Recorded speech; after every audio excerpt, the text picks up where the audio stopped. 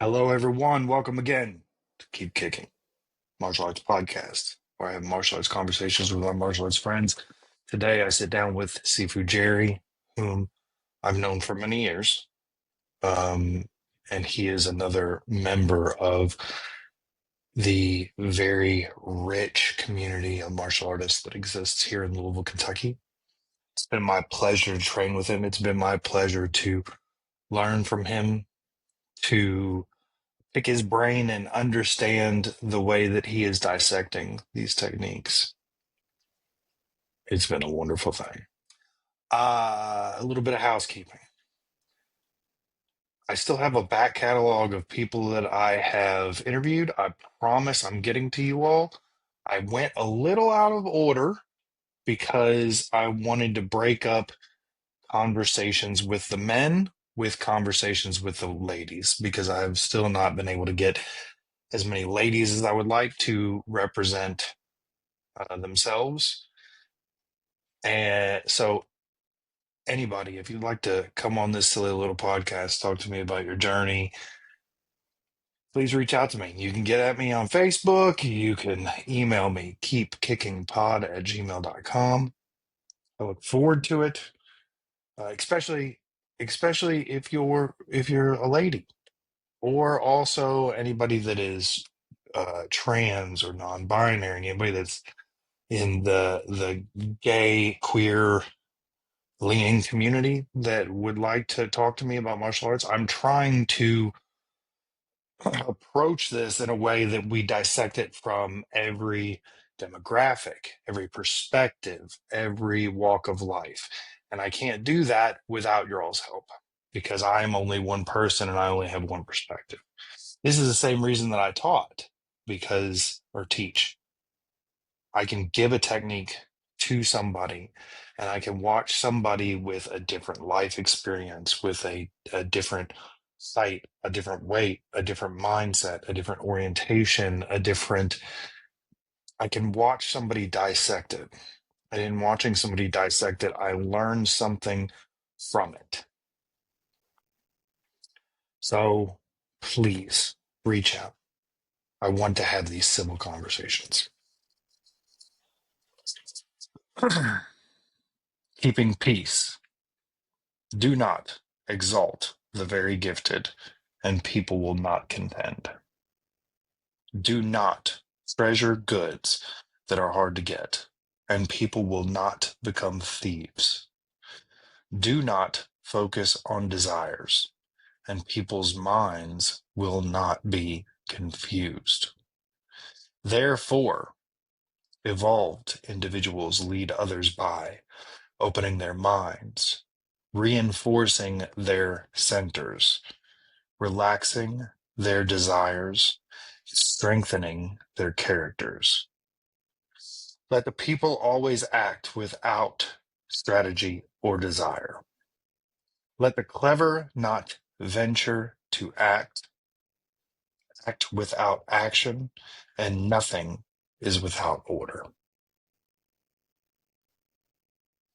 I hope you enjoy the conversation today as much as I did. I hope you get something out of it. I hope if you ever are in the Louisville area, that you hit me up, and then you hit up all of these other martial artists that are, the wealth of knowledge that exists is untapped. I think that you all would really enjoy it. Enjoy. Keep kicking, never quitting. Focus sharp like a blade that's hitting.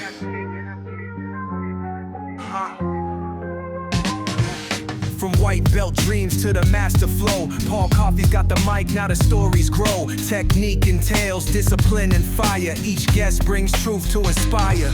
Keep kicking, step into your power. Keep kicking, moment to the hour. Every strike, every fall, every rise, it's a journey through a warrior's eyes. Old school, new school, all styles blend. From the mat to the mic, where the arts ascend. Philosophy deep, but the vibe stays tight. Martial minds meeting in the podcast light. Keep kicking, step into your power. Keep kicking, moment to the hour. Every strike, every fall, every rise, it's a journey through a warrior's eyes. Keep kicking.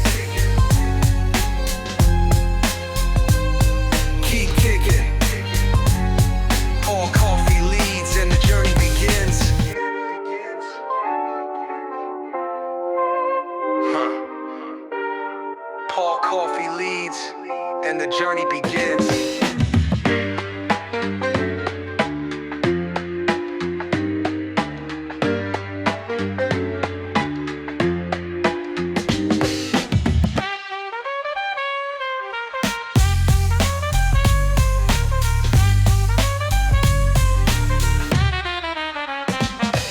Technique entails discipline and fire. Each guest brings truth to inspire. Keep kicking, step into your power. Keep kicking, moment to the hour. Every strike, every fall, every rise. It's a journey through a warrior's eyes. Keep kicking, keep kicking. Paul Coffee leads and the journey begins.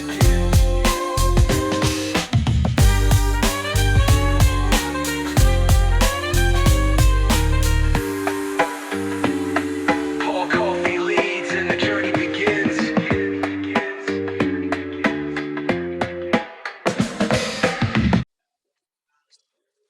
Hello, everyone. Welcome to Keep Kicking, a martial arts podcast where I have martial conversations with my martial arts friends. And today I am honored to sit down and talk to Sifu Jerry. Jerry, you want to introduce yourself? Hi, my name is Jerry Jing. Hello, everyone. Just to give a little bit of background about myself, I've been involved in martial arts since I was a little boy. Started in 1975. Uh, Started out with Taekwondo and Hapkido in Seoul, South Korea. And my martial journey has led me to where I'm at today. I've studied Aikido. Um, but my focus has primarily been on Chinese internal martial arts, Tai Chi, Bagua, Xingyi, and I've also got about 24 years in Wing Chun Kung Fu under Grandmaster Henry James Cook, who passed away in 2013. He was the Grandmaster of the Seven Winds Flying Fist System. But right now, I'm working on developing a system that incorporates all my knowledge. It's called shape shifting boxing, Love it. and it's Love it. basically it uses Tai Chi as a base, the fluidity, the sung, the release, Mhm. uh, to utilize internal power, but it shifts in and out of internal format and external fighting methods. So you might be very soft and mobile, and then in an instant seize and create a very solid structure, as in striking or kicking or joint locks, or any number of techniques. So it is kind of an internal Jeet Kune Do, but it also has Mhm. external techniques as well. Okay. Uh, I gotta make some notes, otherwise I'm not gonna remember everything. How did you get started in martial arts?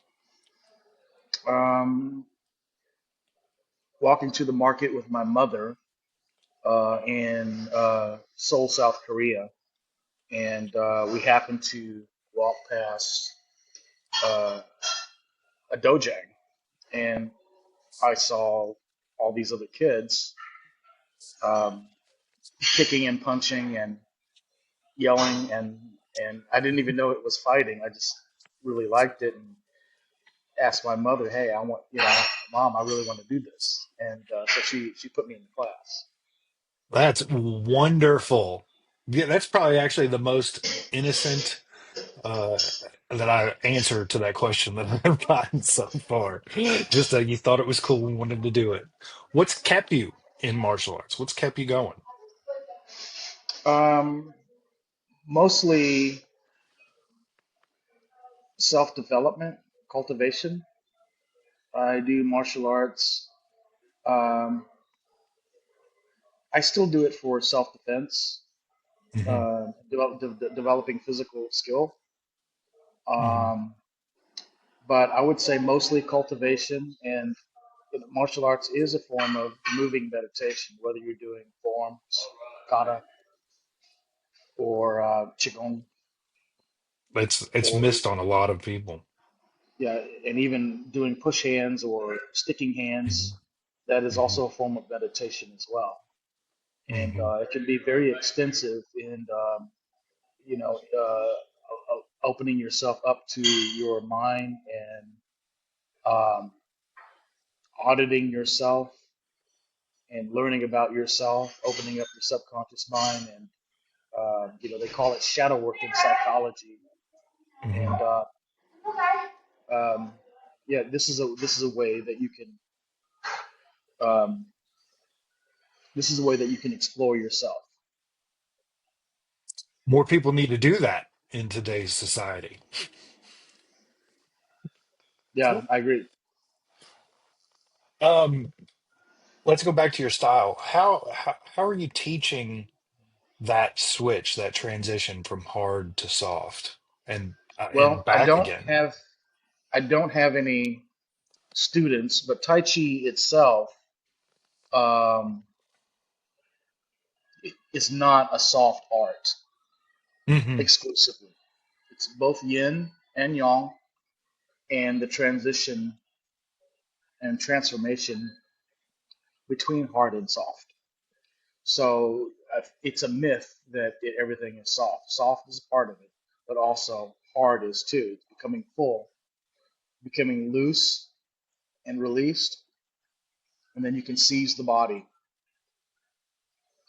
You could open the spine, you could open the joints, and then you can seize by closing everything. And that is primarily, essentially, where where you have power. It is Hmm. power. The Fa Jing is generated through um, release, seizing, and then release again Hmm. to varying degrees. And I've discovered that with Tai Chi, that you don't have to just use techniques that you find in Tai Chi, all the traditional techniques. You can use just about any martial art if when you open yourself up. Tai Chi is a very open martial art. You have to have you've got to learn how to allow the force from the ground to move through Hmm. your body and out through your limbs. Styles like Wing Chun, done traditionally, when you're so tight, the shoulders are tight, you're covering your center line, can actually impede that flow of energy. So you have to modify using Wing Chun, like Wing Chun sticking hands. You watch forms training and sparring, it tends to be a little bit more rigid when you see two people moving. But sticking Hmm. hands, you kind of open up. The center line is covered and the spine is not open. So you have to open the spine, you have to open the shoulders. It's really difficult to do in Wing Chun and still have that internal power. So you have to kind of meet um, what you know in Wing Chun, your fluidity in Wing Chun with with the conditions that you develop in Tai Chi. The Sung, it's called Sung or release. And Excellent. shape shifting does that exact same thing, except it's not exclusive to what is traditionally uh, considered Tai Chi techniques. You can use techniques from Shaolin. You can use techniques from Bagua, Xingyi, and Xingyi and Bagua are also internal arts, but they differ tremendously in the way the internal engine works. So, hence the name shape shifting. And you can do that with karate, kempo, other styles, judo, other styles as well. So basically, you're moving from song to seizing. Um, it's done with more with internal intent and less with the tensing of the major muscle groups. Wonderful. What's the catalyst for making your own system, for making the system to teach? Just the freedom. I think when you look back and train traditionally, you cover a lot of bases. It's necessary in order to build your foundation. But once you achieve a certain level, and I'm not all the way there yet, I don't think Hmm. anybody really is. I'm just speaking from experience. Um, and you look back and you realize a lot of the training, based on your understanding, was only necessary for your foundation. But I'm not really using those foundations now. I've really trimmed a lot of the fat um, from everything that I've learned and simplified it. It's more simple in the end product, in my opinion. The That's a great app. Are you going to start teaching this in the park? Maybe right now I'm training at another school, and I'm I've been invited to share and implement my knowledge. The school that um, I'm visiting right now as kind of a as a guest teacher um, is very open to different styles. I think, yeah, it is a sister school of one of Grandmaster Cook's system. So Grandmaster has a lot of friends that he grew up with in Louisville, Kentucky, Hmm. um, that that shared knowledge with him, with combining what they knew with what he knew, and vice versa. What school is it? Well, the school I'm going to now is called Sabata. It's taught by Master Dre, and it Yes. is Baba Sirakali's. It's under Hmm. his school. I'm not exactly sure how it's related, Hmm. but I think it's a little bit different. Baba Sirakali was a karate, well, is a karate master, but also a Tai Chi master too. And Hmm. so there's a lot of Tai Chi and different forms of karate, Shotokan, Goju Ryu, um, and also Wing Chun because of the Seven Winds influence in Sabata's system. I actually did not know Master Dre's teacher, who also studied under Grandmaster Cook. Grandmaster Cook has so many students that you know, I've heard of a lot of them, but I've never met them. But Such he's a been teaching, yeah, we 40, we 50 years right.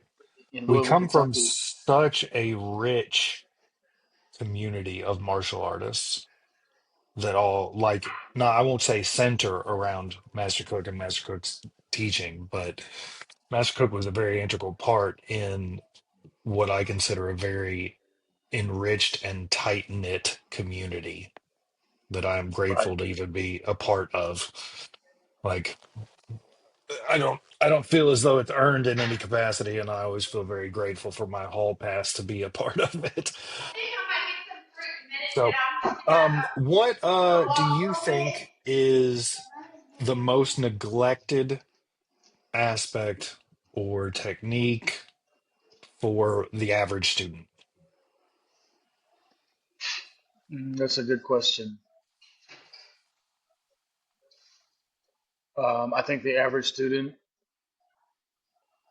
I mean, I always go back to fundamentals. And I know I said something about going back and looking and understanding that the fundamentals get you to arrive at a certain place. But without the fundamentals, you're probably not going to arrive at that place. So Hmm. fundamentals are key, and I didn't like them when I was learning it. I wanted to get to the good stuff, and I think a lot of people that begin in the martial arts um, make that mistake because without the fundamentals, you can't get to the good stuff. It doesn't work. I mean, it's just like, Absolutely. it's like when you're writing, you know, you can't just go out and write a series of poems or write a book, nonfiction or fiction. You have to learn your ABCs. You got to learn your one, two, threes. And you got to learn the form. You got to know how to write a capital A. You got to know how to write a lowercase a, and then Hmm. later, you learn how to write a little bit more freely. Learning cursive. Learning cursive is more free form. It's less rigid. When you're exploring footwork and the different angles, and those angles are very rigid, you understand later that when you learn how to get out of the way or learn how to zig when someone zags to create openings, that those methods are not as rigid as you need to be. It's just part of the training. But once you develop that understanding, you can make those movements more complex with feints, misdirection, deception, Hmm. uh, and so forth. But without the fundamentals, you can't add those. It's just like a Christmas tree. The tree is the base, and then when you learn a technique, you're adding an ornament to it.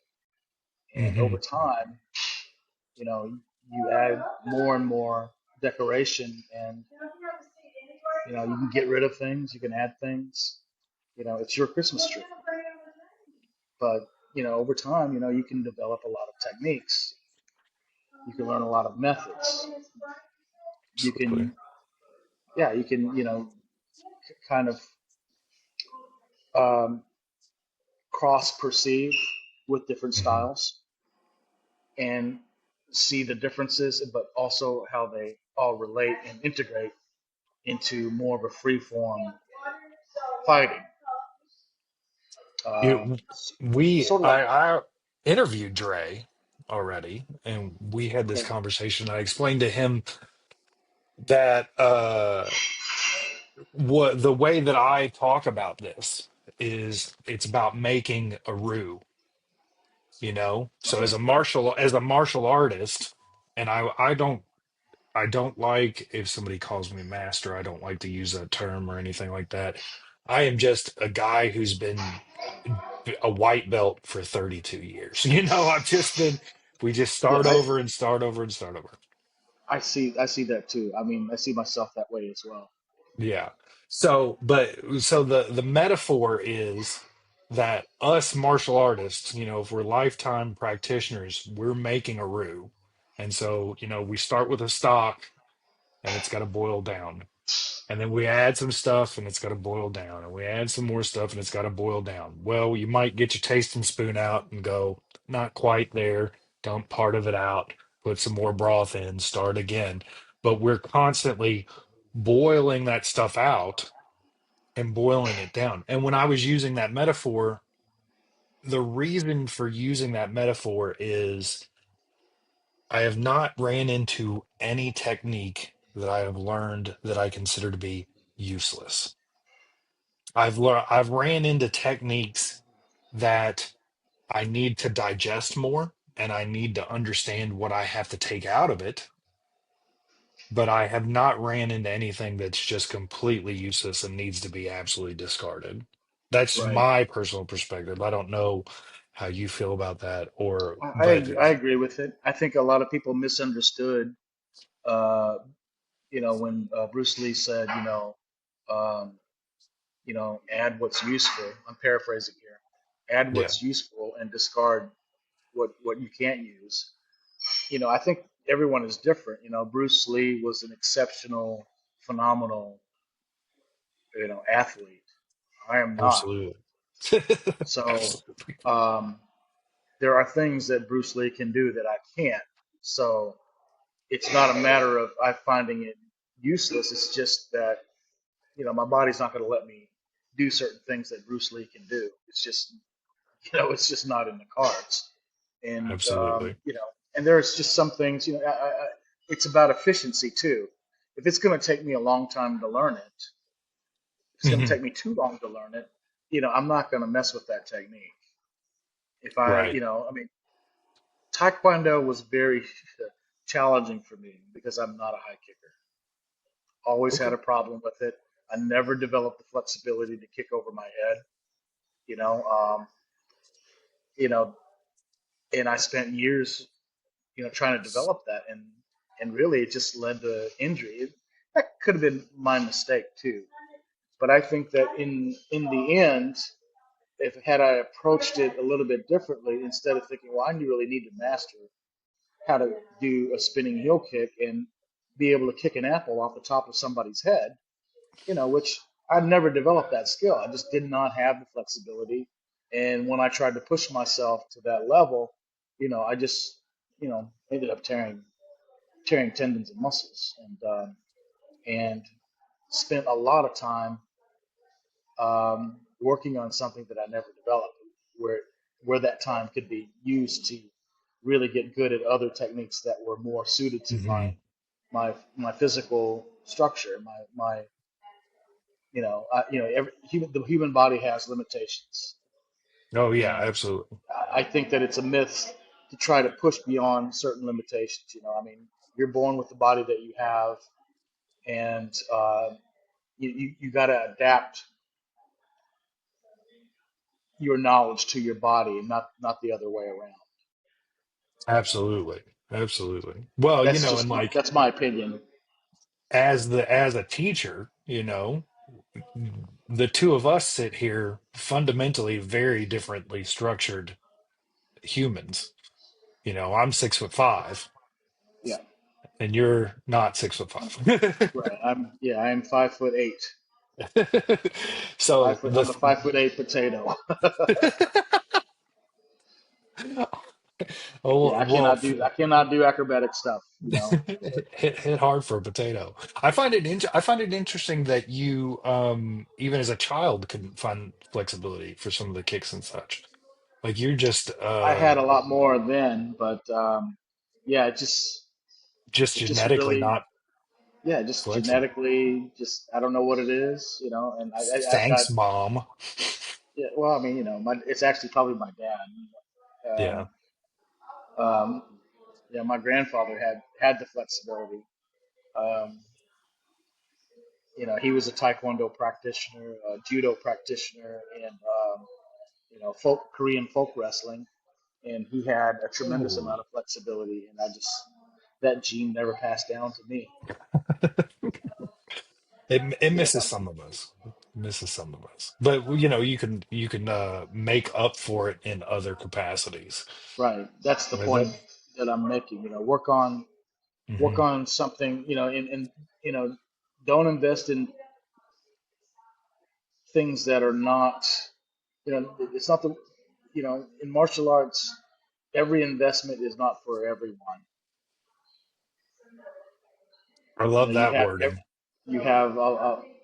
many different things that you can invest in, but you have to try to find things that are best suited for you. I think that's really what Bruce Lee meant when he said, discard what doesn't work for you.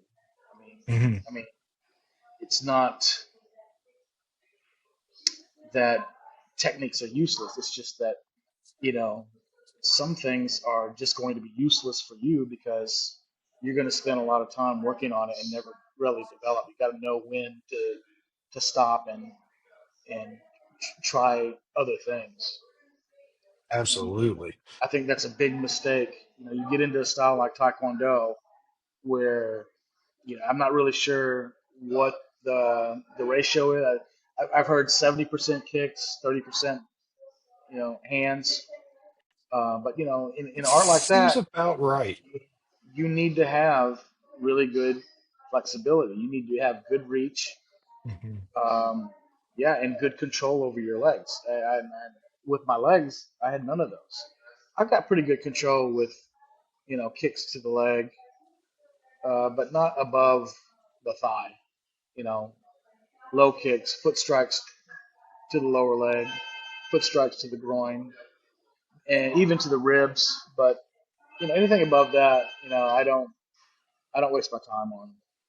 Well, it also appears to me, it's been my experience that the other kicks don't really present themselves in real fight in in the street. Like those other kicks, they work for competition, but in a bar fight, you're not going to have the time for that or the space for Or that. yeah, the space is a big one. I mean, I've met some really flexible people that can, even in the Wing Chun, you know, um, people with backgrounds in Taekwondo that really knew, that really Taekwondo requires a tremendous amount of space. But if you ever meet a guy who's good at Taekwondo and Wing Chun, they learn, you'll see that a lot of them have adapted their ability to kick really high at very close range, and that Hmm. will surprise you when that happens to you. And I've Hmm. met some people like that, so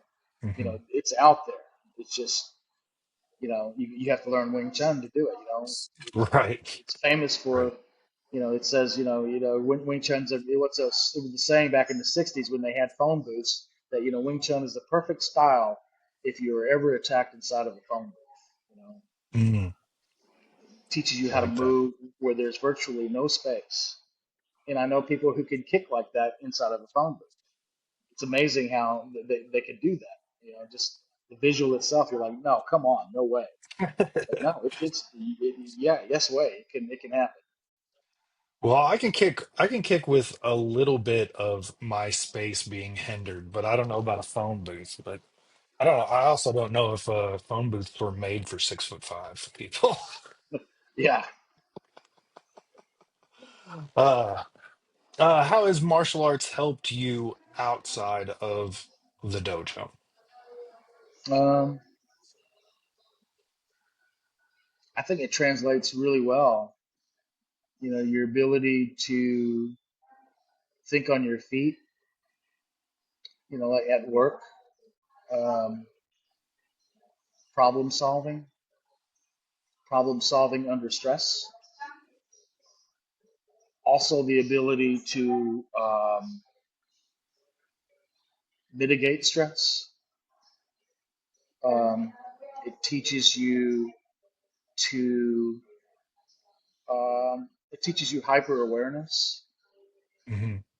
You can pick up subtle cues in not just you know body movement, but also in when people are communicating with you.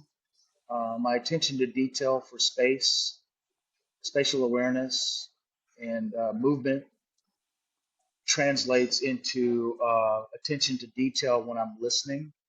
In Tai Chi and sticking hands. In Tai Chi and Wing Chun, you do sticking hands and push hands. That teaches you listening. They call it Tingjing in Tai Chi, and I think it's pretty similar to that in Wing Chun as well. But Hmm. Ting is the ability to listen with your body, but also when people are communicating with you through body language and also through words, it teaches you how to listen to words. And when you listen carefully in the words that you use and you spend time looking up the meaning of words, that's, because when you cross hands with someone, you're talking to them through through kinetic through a kinetic language. Hmm. So it is a form of communication. And when you're speaking, a lot of times you are unconscious, you know, um, and when you're consciously listening to someone and applying a great deal of attention to detail, um, you have a better understanding of what people are actually trying to tell you. And you're Absolutely. combining body language with uh, phonetic sound, and you can also pick up on the inability of other people to communicate. Sometimes people, talk out of the side of their mouth while meaning one thing, but saying another with their body language. Their ability to communicate is incoherent with what their body is telling you. Their facial expressions are telling you. So they're actually telling you two different things. So that is also a skill that you can pick up. It's also something that teaches you to avoid doing that yourself. You don't want, when you're communicating with somebody, you want to be succinct and Hmm. exact with your Absolutely. words. You don't want to confuse them. And oftentimes, even in the professional, I've seen, I work in the service industry. I'm a bartender. So I do that with customers. I do that with coworkers. And I do that with managers. And it's really strange to see, some of these managers have college degrees. And when they're trying to delegate or give you reasons for why something needs to be done or why something wasn't done or why you need to do things, a lot of times they're not succinct at communicating. They're telling you two different things. Hmm. And that's what I've noticed. And so for me, for my personal development, it's really taught me how to listen and be succinct when I'm speaking so that we're on the person I'm communicating with, we're on the same page. He understands what I'm saying to them. And then I clear if there is a miscommunication or a misunderstanding, I can clarify through questioning, you know, um, what they're actually trying to communicate with me. So you can actually cut through the cognitive dissonance of yourself and others just through awareness and understanding, just as you understand, techniques as words, you know, that, there are words that describe what's happening, in a physical sense. You have to understand what words mean and be conscious of them and not use words in a way that they're not meant to be used. Absolutely. It also I don't probably know. helps with the drunks, right? Um, I it does a little bit. I mean, it's sometimes, when they're drunk. I worked at the back door, and I've a lot of dive bars. So sometimes we had bouncers, so it wasn't often that I'd have to get physical with anyone. But every once in a while, you had a situation, and it was all hands on deck. And and drunks are more difficult to talk down than your average people because alcohol can Absolutely. really change the meaning of words for some people. Absolutely. How has teaching helped your martial art journey and your technique? Um, I remember, I don't know if you know Sifu Carl Meeks. Yep. From, he teaches the Yang style here in town. But I Hmm. remember years ago when he shared a space with Grandmaster Cook over here on Bardstown Road. Uh, he said something that was, kind of enlightening to me. He said, if you ever want to learn something, teach it. And that stuck with me Hmm. because because what you're doing when you're teaching something is you're taking something that maybe you learned um, kinesthetically, Hmm. kinetically through touch and feel, and you're bringing it to your conscious mind. So when you articulate that in words, you really have to engage both your intellectual understanding, with your subconscious understanding. Your movement, your body movements, what you learn a lot. It's mostly nonverbal, mostly less Hmm. intellect. Your body has a way of understanding things that your mind cannot. Hmm. and vice versa. So what it does when you teach somebody and you have to convey a neurological, physical understanding, it teaches you to find the right words because I it's like difficult that. to articulate. It's difficult to articulate um, the physicality of something into a verbal communication. It's also difficult to articulate it in a way that 10 different people can digest it. Right. You Because nobody know, like, agrees on what the words are. That's why it's so important, to learn the words and actually come up with very clever ways of describing things that are not usually described with words. It's like describing a taste. You can, there's just a world of difference between understanding a plate of food by eating it and then trying to tell people like a food writer, a food critic, telling people, how to, and no matter how creative they are, it's completely impossible to convey that understanding through words. But you have to try to, food critics are pretty good at absolutely. it, but there's nothing in the world that compares, eating a nice a nice fillet, with and understanding how that tastes in a chef's signature dish, and being able to describe that to someone who's never eaten that dish. They've had the fillet before, but they've never had this particular fillet, Hmm. and and how it melts in your mouth, or how whatever words that a food writer uses so Hmm. eloquently to describe something that's virtually indescribable. It's like the thought experiment, the orangeness of orange. Have you ever heard of this? I know. Okay, so it's the orangeness of orange.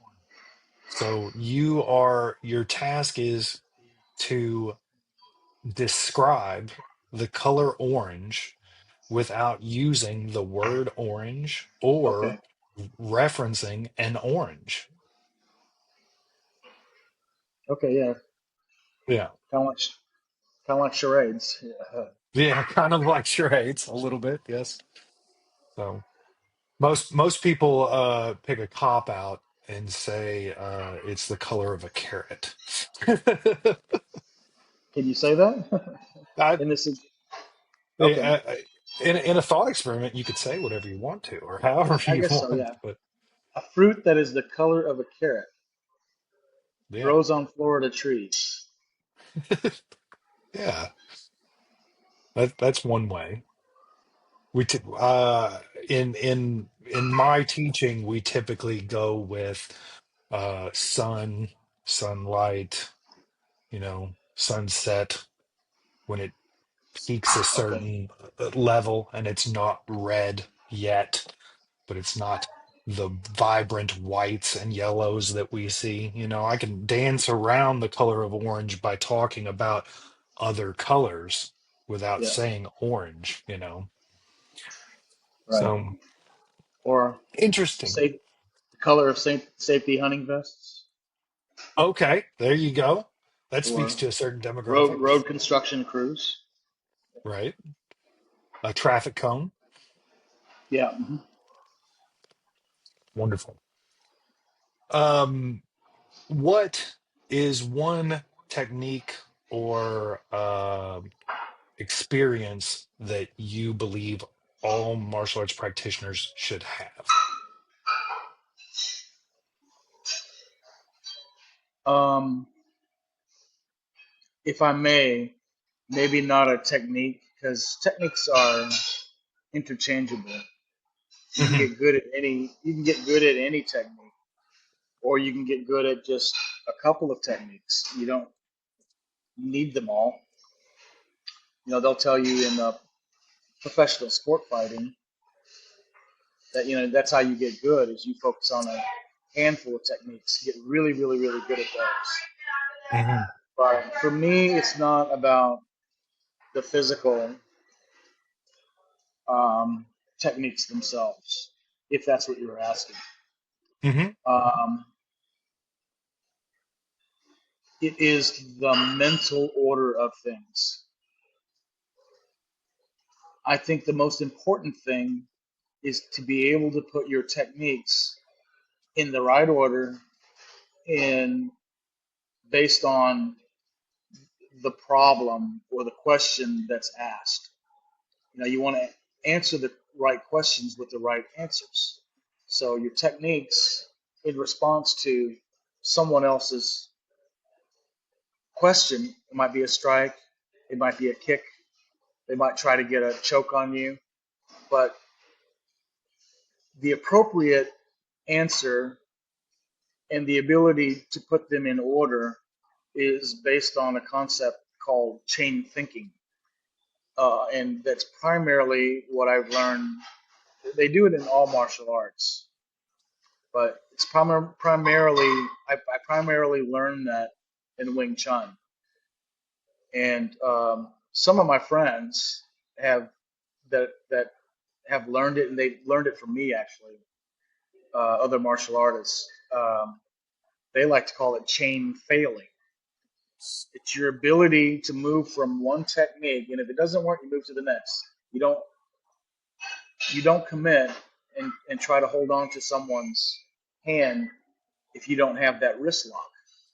You move. You move to a strike. You move to another lock. You move to a kick, and it has to be instantaneous. You Hmm. know with training if something's going to work or not.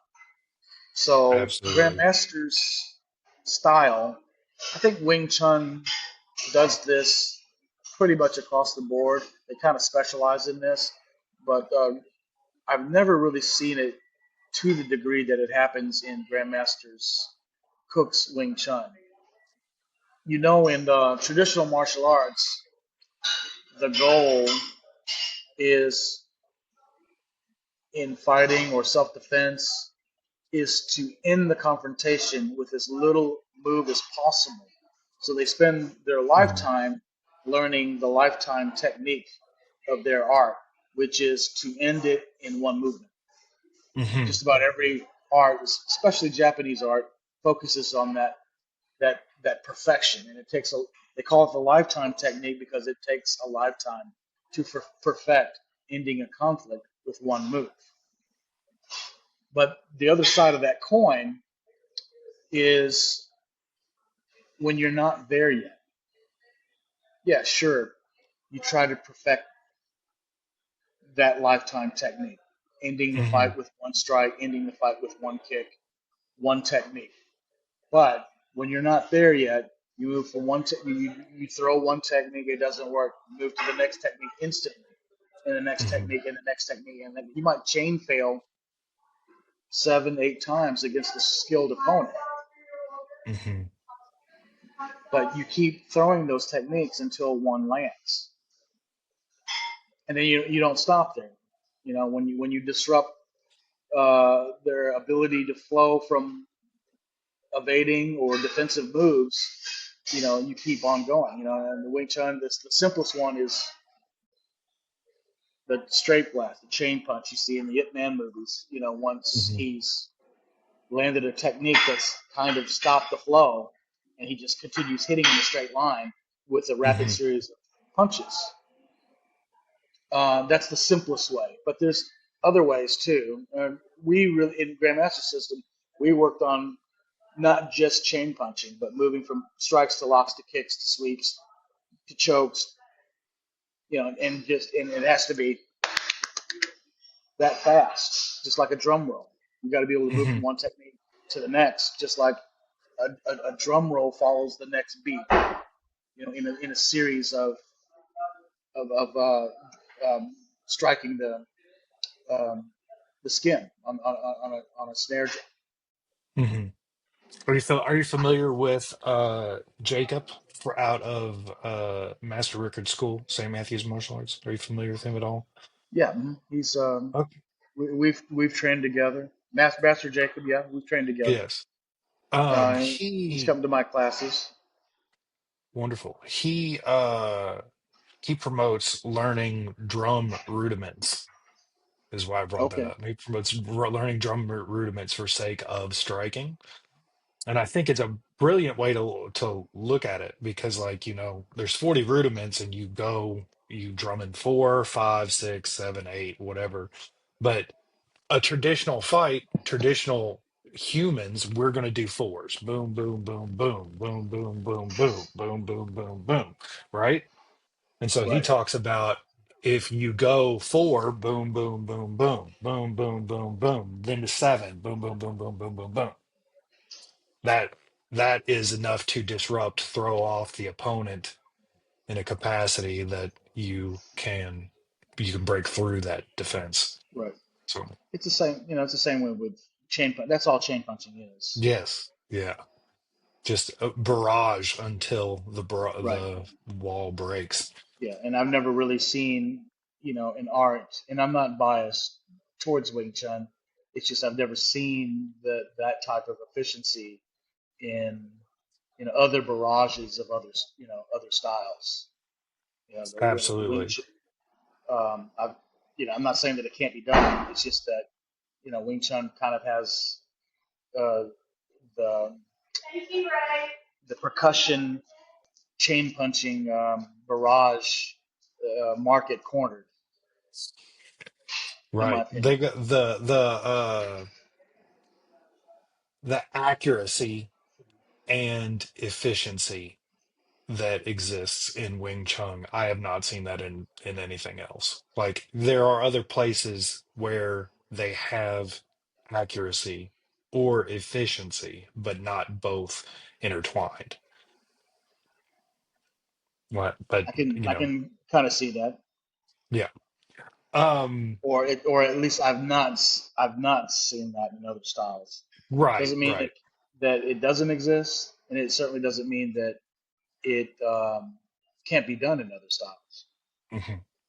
Right. But I think ultimately, when you get in the battle of styles, there are fundamental differences. Just like I know that Tai Chi and Wing Chun, it's fundamentally different. But ultimately, it's a matter of efficient movement versus inefficient movement. It all boils down to that. And the names of styles, you know, I, I, I'm a thief and a magpie when it comes to martial arts techniques. If I see something, I don't care where it comes from, and I understand it and I like it, I make it mine. Hmm. If it's within my, you know, if, I have the body that can execute that technique and I like it, I make it mine. So this idea that you know, what style is better, you can learn all styles. You can take a little bit of anything and put it together. That's the whole purpose of Jeet Kune Do, and you know they say that Bruce Lee is the father of mixed martial arts. I think that's true to a degree because he mixed styles. He took stuff that he Hmm. liked, that he thought was efficient, put it together. Boxing, um, fencing. He took stuff from Wing Chun, Kali, Eskrima. All of those arts. Hmm. What's a Sabat? Who's his kicks. And I think that ends up being um, superior in the long run, in my opinion. Well, I think I think the style thing comes about because somebody finds something that resonates with them because of their structure, their mental acuity, their emotional maturity, and all of those things come together and they find a style and they latch to it. And so then they are like, this style is the right style and all the other styles are bullshit. And they're not taking into account the fact that that may be the case for them, but that is not the case for 10 other people that you have grouped together. And I Right. think that, we're making that roux out of the techniques that we find most useful for us, you know? What about your martial philosophy? What is the martial philosophy that that drives Sifu Jerry? My martial philosophy, I'm not sure if that is really such a thing. I have a life philosophy. Okay. Um, I think it's important to sustain, and I'm not perfect at it, but your ability to sustain a meaningful, um, energetic,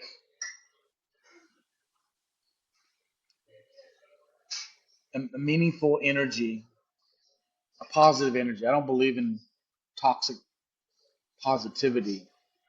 I don't think that you can really be, there's some people that, they they talk the walk, but they don't walk the talk. Mm-hmm. And in my life philosophy, and it has evolved, um, is to hold on to this idea. You've heard the saying, fake it till you make it.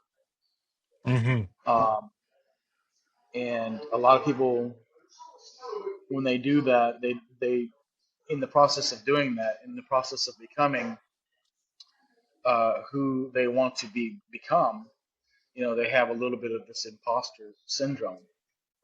But Mm-hmm. I think in order for you to arrive at where you want to be, you kind of have to have the mindset that you're there now. It's not a it's not a faking of it. Mm-hmm. It's just when you already have it and you believe it in your mind, the time that it takes you to arrive at where you want to be is going to drastically shorten. So, um, and I think that is basically, essentially, the goal of being of meditation is learning to be present. But it's Mm-hmm. just not, it took me a long time because I've been meditating, throughout my whole life, and I never really quite understood. I knew that when you meditate, you kind of reset your button. It's almost Mm-hmm. like starting over. You become a new person. But really, the point of meditation is not to forget yourself, but just not to identify with the memory of yourself. Mm-hmm. Whenever you're present, you're a new person. The memory of yourself, we're all victims of our past experience. So the memory of ourselves can kind of get in the way because when you have a memory of yourselves, you have all your successes, all your failures, all your emotional traumas, all your self doubt. It's all neurologically hardwired into you. And the way to start over is through meditation. You kind of undo and unwire yourself and rewire yourself through meditation. So my martial philosophy is really my life philosophy. Is although learning um, and holding on to what you've learned is important, knowledge. It's also important to let go of some of that knowledge because the knowledge that you learn now is a stepping stone to the knowledge that you can acquire in the future. But sometimes, if you don't let go of your current knowledge or your current understanding, that new understanding is not going to come. The Tao Te Ching says, every day on the road to knowledge, I pick something up. But every day on the road to wisdom, I put something down. Mm-hmm. So, Kung Fu, martial arts, or anything that you can learn that's meaningful in life, um,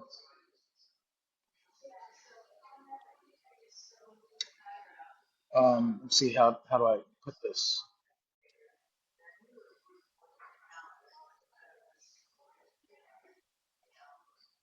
I'm sorry, I kind of lost my words here. Okay. But I think the importance here is that the art of unlearning is almost just as important as the art of learning. yeah, that's exactly where I was going to go with it. That's where Yeah. was my exact word. Um, unlearning is just as important as learning. Sometimes you need to learn something to get to a certain level, but then you need to unlearn Hmm. that one thing to build on top of that. Hmm. Because that what you learned before, it's long, it's fine, but it's possible it'll keep you from getting to that next level. So yeah, you've always got to put down some things in order to move forward, and you You got know, to let it's go. also it would also behoove a lot of people if they could do the same thing, not even just for martial arts, but outside of martial arts. We have a lot of people in this current society that are stuck on their way is right. Right. That's unfortunate. Yeah. I think they call that in business. They call that the paradigm, Yeah. that you need a paradigm shift.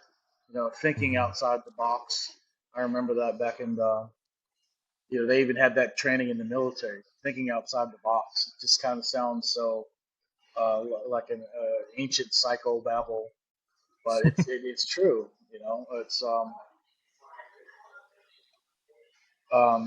We're all back victims of our past experience, and sometimes in order to learn something new, you have to let go of what you think you know, let go of what you know or what you think you know. I think they call that. I read a book called Beyond the Known. I can't remember the author, but it was a Mm. book on martial arts, and you know, and that's what it means to explore things. Uncertainty is the fertile ground of creativity. You know, when you when the mind tries to perceive something, it tries to find something that's already there. So that is the antithesis of creativity, because true creativity is when you're no longer perceiving and looking for something that's already there, an answer that's already there, but you're creating something new. And when you create something new, you can't go to something that you already know. You have to explore something that Hmm. you've never thought about before. And that's the same way in any endeavor. And it's certainly true of martial arts, and it's certainly true of meditation. And I think really yoga and kung fu were not really developed to teach people how to go to war and win battles efficiently, even though you can do that with that type of training and thinking. That's not what that was about. When Damo brought Buddhism to India, and he taught kung fu as a way to make the monks physically strong, so they didn't fall asleep during meditation. So they can Hmm. keep their spine erect. So that they can do the practice that would allow them to ascend, if you will, Hmm. into their spiritual traditions. But it's that's what I think. That's what in my opinion, life is about on Earth. It's we're all here to create and share. It's not we're not really supposed to be here for competition, Hmm. and the whole purpose is to discover yourself. And I'll say this, because I know that everyone has a different uh, outtake on religion, but I think we are all divine beings of light, and our Agreed. purpose here is to discover that. And it's yeah, that's all I really have to say Absolutely. about That's good. That's all you said a lot. You said a wonderful thing. Tell me, what's next for your style? Like that. Don't know. you gotta finish the curriculum. You don't know? I don't think it's you could ever really finish it. You know, um, For the sure. idea of a curriculum, the idea that I own a certain style is just kind of funny and laughable to me. Um, I know there's marketing and there's trademarks, and everyone's trying to make a name for themselves. I certainly wish that I could make a living doing martial arts. I love it so Mhm. much. My dad used to tell me, when you find something that you love for money, you never work a day in your life. So this would be perfect. You know, uh, I'd, I'd be a workaholic. I'd be at work all day long. Mhm. Um,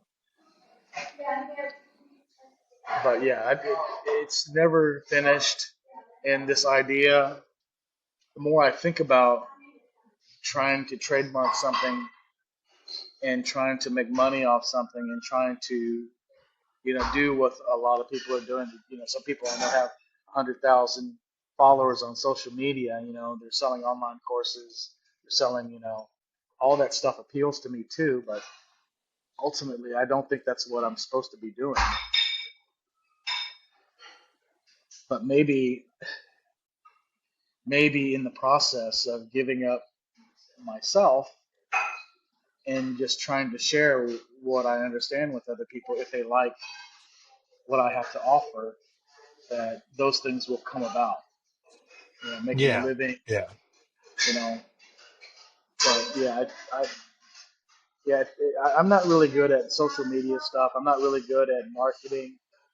You know, um, I know that Grandmaster Cook, had he been alive today with all the social media and hired a couple of, not even marketing gurus, just a couple of kids, Hmm. with social media, he could have really, it could have turned him into a millionaire with his skill level. Right. It just Absolutely. never happened that way. I know that he's been very successful throughout his career, but he's also been, martial arts is a luxury. When you pay for it, people come and go. Trends come and go, and yeah, I've seen that man struggle. I've seen him when he had 100 students, and at $100 a month, you know, that's pretty good. But in today's Right. standards, I've seen people that didn't have the skill in their whole body that he had in his pinky, you know, Hmm. make millions of dollars selling their art. And I'm like thinking, why? Why couldn't, and it's not about the martial skill. It's all about your ability to market something and sell something. Right. Being And a businessman versus a martial artist. right. And and I think he was more of a martial artist, a martial philosopher than he was a businessman. And I think he really struggled to try to make a living doing it. For sure. Absolutely. But I wish that some of the technology that we have today existed back then. A lot of these kids could have helped him become, you know, not just famous, but he would have been able to make a really great living doing it and teach The something deserved that you recognition. can't find. Yeah. But also too, an art that you're not really going to be able to find anywhere else. It's a very special art, in my opinion. Hmm. Not that there aren't other special arts, but it's just this is so um, profoundly distinguishable from anything that Hmm. I've ever seen. And I'm very proud, not just proud, but very fortunate to have learned from Grandmaster Cook. And it's really not about the physical stuff's important, but the mental stuff, being able to put things in order, being able to learn how to use the right technique at the right time, um, in a rapid, in a highly rapid, highly volatile and stressful environment with Hmm. precision and success. that is a skill that is hard to develop. You know, I think a lot of these kids that are doing mixed martial arts these days, they've got some of the best of the striking, boxing, Muay Thai, and BJJ and wrestling and sambo or judo mixed in. So and they're really good, but I've been able to like really give some of these mixed martial arts a run for their money based on my skills and not expend um, the energy that they do. I'm Hmm. 54 years old, so I can move around. I'm moving around with these 20-year-olds in Sabata's class, and at the end of the flow, they're sweating and breathing hard, and I've learned this ability to conserve energy through efficient, internal movements that doesn't require a lot of breath, that doesn't require a lot of its, burning energy because it's not. Hmm. I'm not doing. I'm not doing an athletic workout. It's not the same thing. I'm not saying that I would never run up against somebody that would force me to really put a lot of physical, um, someone who's got a lot of skill, who's got a lot of speed. Yeah, they can really they can make me breathe and they can make me sweat. But Hmm. I on the level that out here in the real world, I think if I have to defend myself, I think that I can do it without expending a lot of energy and without putting myself at a high risk of injury just because I know how to move and I know how to Hmm. move in a way that's simplistic with far less effort than the average person on the street. Absolutely. Absolutely. Well, that's about our time. Okay, Okay. I appreciate you having me on. I want to thank you for having this conversation with me, and I want to thank you for being a part of my martial arts journey, not just here in this conversation, but the couple of times that we've been fortunate enough to link up and, work out I with feel the me and same you, about you, Paul. Sifu Jesse. I cannot express my gratitude and appreciation enough. So, um, so with that, thanks for listening, everybody, and keep kicking. Thank you, everyone, for listening. As such, you're a part of my martial arts journey, whether you like it or not. Um, it's great. I enjoy these conversations so very much. I have some things in the works. I keep teasing by saying that.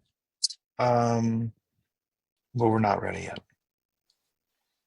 You know, bamboo seems to sprout up and grow very effortlessly. People were amazed by how fast you see it pierce the soil and then it's forever tall. But what they don't see is that it takes years for the root system to grow and to embed itself properly so that it can support the height that it is about to achieve. Keep kicking, guys.